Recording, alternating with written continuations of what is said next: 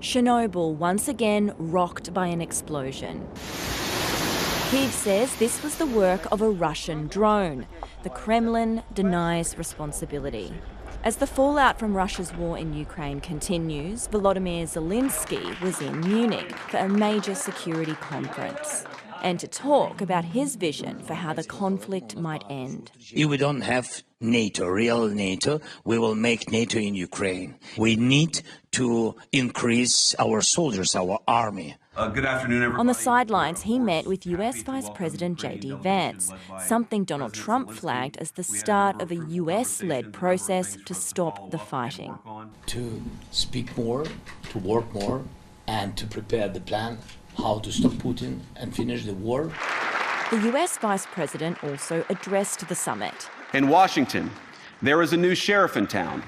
Then appeared to lecture European leaders on their commitment to democracy and their approach to immigration. Of all the pressing challenges that the nations represented here face, I believe there is nothing more urgent than mass migration. In Britain and across Europe, free speech, I fear, is in retreat. I thought his speech was very well received, actually. I've heard very good remarks. Vice President Vance's speech was denounced by several European leaders. He speaks as though we are not focused on immigration in Europe. I mean, this is the big theme in every country. Our democracy was called into question earlier by the US Vice President for the whole of Europe. That is not acceptable. As a representative of the White House, this was JD Vance's first major test on the global stage.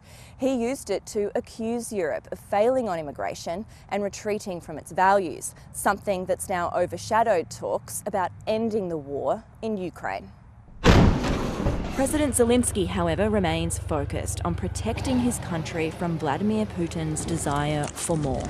You will not stop him just to say, yes, he said that, we will stop. It's not enough. And that's why how to stop it, security guarantees for us. The United States is expected to soon send a special envoy to Ukraine to continue talking about a path to peace. Emily Clark, ABC News, Washington.